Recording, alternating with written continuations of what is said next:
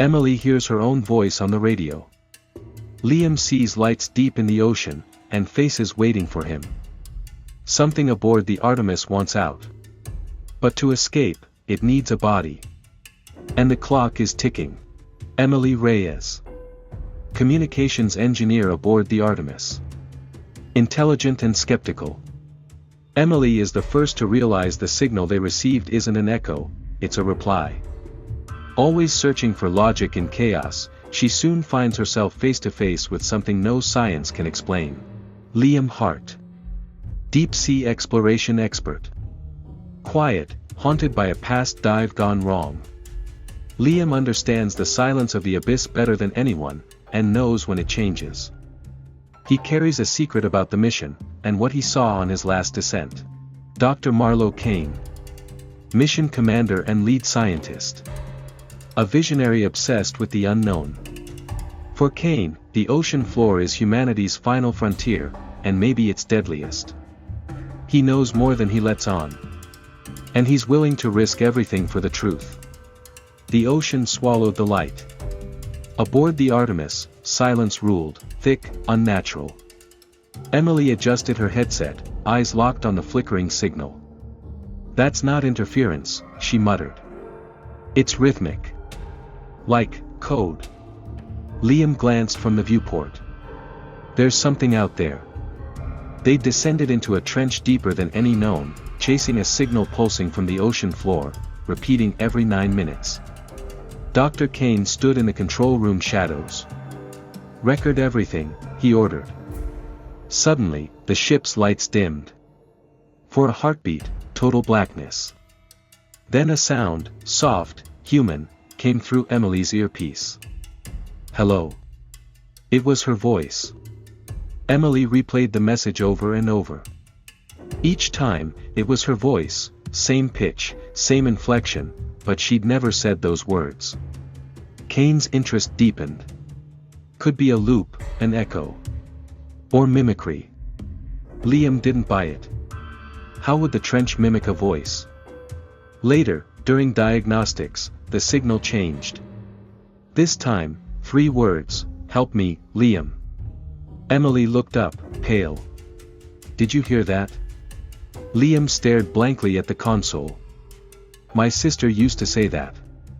Before the accident." The temperature dropped. Metal creaked as if under pressure. The ocean pressed in. Something was listening. And now, it was speaking back. Dr. Kane insisted on going deeper. "We're not turning back with a voice like that down there." Emily objected. "It's personal. It's targeting us." Kane replied coldly, "Or it knows how to be heard." Liam suited up. A tethered descent pod was prepped. As he dropped into the abyss, Emily monitored vitals. Radio static thickened, then cleared. A whisper came through. "Come closer." Lights danced outside the pod, blue, ghostly, human-shaped. Liam's heart pounded. Then, he saw her. Floating. Dead. His sister. Abort. Emily screamed. But Liam hesitated. The pod jerked. Then the line went slack. When they pulled the pod back up, it was empty. No Liam. No suit. No sign of a breach. Emily paced, panicked. This doesn't make sense. He was strapped in. We were tracking him. Kane stared into the dark viewport. It took him. Whatever it is. Later, Emily listened to the comms data. The last recording chilled her, Liam's voice, saying, "She's not alone down here." And behind his voice, hundreds of others. All speaking at once. Some weeping. Some laughing. She looked at Kane. "We woke something." Kane didn't flinch. "No. We found it." Emily locked herself in the comms room, looping Liam's last transmission. Something in the background was changing, modulating. A signal within the signal. Kane watched from the observation deck, unmoved. We keep going. The trench is narrowing. We're close. But close to what? Emily asked. Every step forward cost someone. That night, a crew member vanished. No alarm. Just gone. Only his boots remained, soaked in salt water. Later, in the control room, the screens flickered. A live feed appeared, Liam. Standing at the bottom. Smiling. Emily gasped. Is that, now? Kane smiled, eyes reflecting the glow. No. It's a message. The Artemis shook. Alarms blared. Hull breach. But no water came in, just silence. Emily and Kane suited up. The pressure zone had collapsed, opening a corridor deeper into the trench. Against protocol, they descended. The walls of the crevasse were lined with metal fragments, pieces of other vessels, ancient and unknown. Emily froze. At the bottom, resting like a monument, was a dome, glass, cracked, pulsing with light. Inside, shadows moved. One looked like Liam. Kane stepped forward. This is it. Proof of pre-human intelligence. Then a voice echoed through the suits. Return what was taken. Emily whispered, they're not speaking to us. They're speaking through us. Back on the Artemis, Kane studied the recordings. The dome wasn't built, it had grown, like coral. Alive. Emily paced. What did we take? Why are they showing us the people we lost? Kane answered, almost reverently, they're not showing us the lost. They're showing us the chosen. She recoiled. Liam didn't choose this. Kane looked up. But he didn't resist. The lights dimmed again. Another crew member vanished mid-step, just blinked out of reality.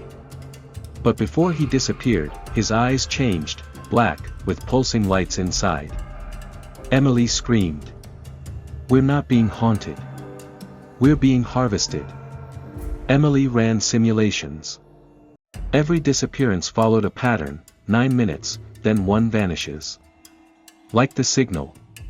Kane observed. They're sinking. A full cycle. Whatever's inside that dome, it's aligning. Emily recorded her findings, encrypted them, and prepared to send a distress signal to Earth. But before she could, the screen filled with static, and then a message appeared. Emily Reyes, denied. Her blood froze. It knows my name. Kane placed a hand on her shoulder. They know everything now. Chapter 9, Reversal. Emily woke up on the floor of the comms room. No memory of how she got there. A faint hum vibrated through the walls, like something alive was breathing through the ship. Kane had vanished.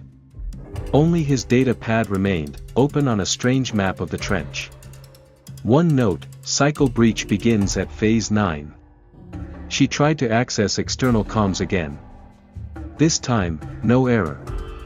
But when the signal was sent, the Artemis answered itself. A distorted version of her own voice came back. They already arrived. Suddenly, the ship's lights turned blue.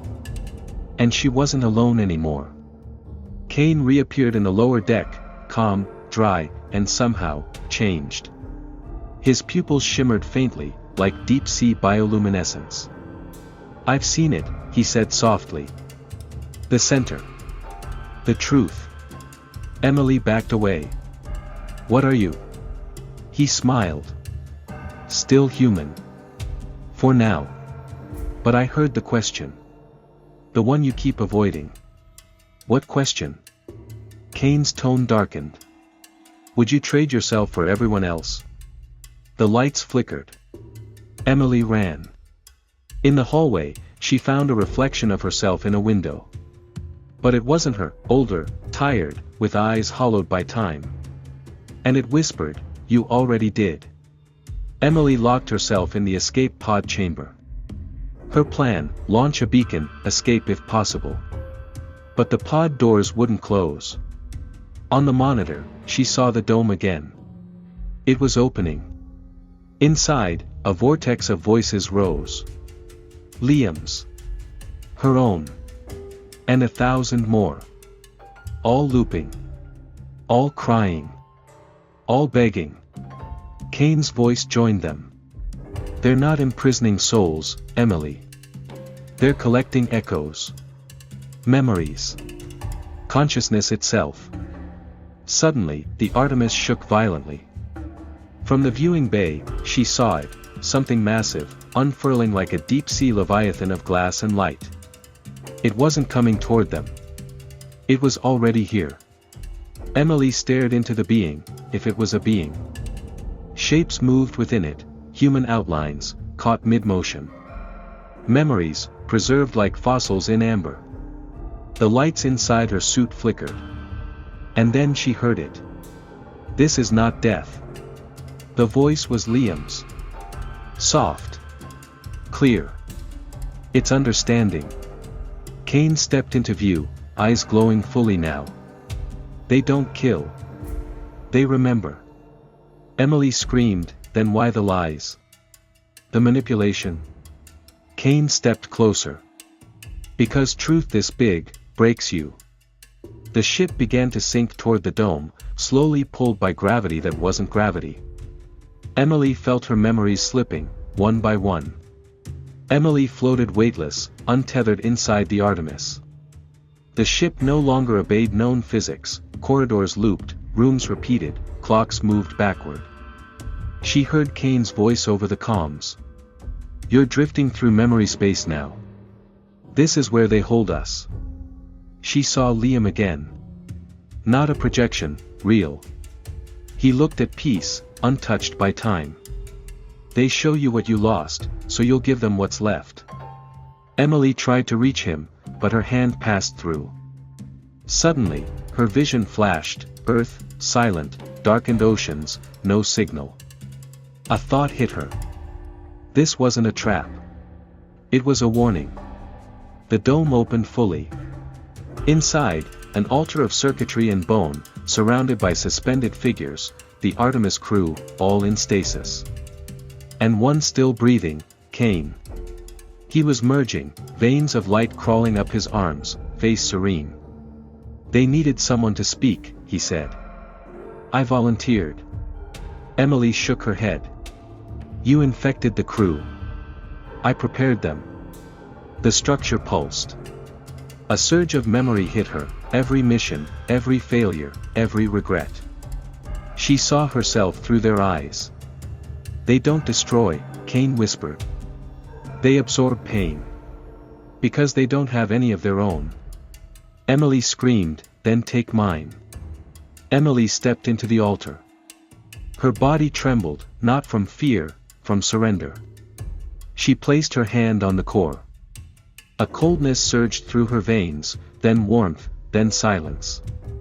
Visions filled her, civilizations drowned before history, voices never recorded, truths never spoken. The being spoke again. You choose to remember. Then you are worthy to be forgotten. Her eyes closed.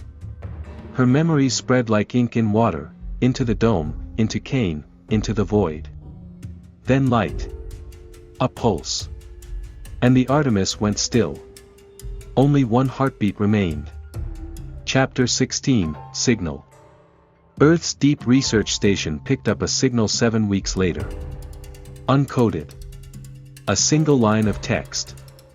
Emily Reyes, accepted. No other trace. No ship. No bodies. But in the Mariana Trench, something new now exists, a slow glow beneath the waves, visible only on moonless nights. Some say it's a beacon. Others, a tomb. But when satellites pass overhead, they always register the same anomaly.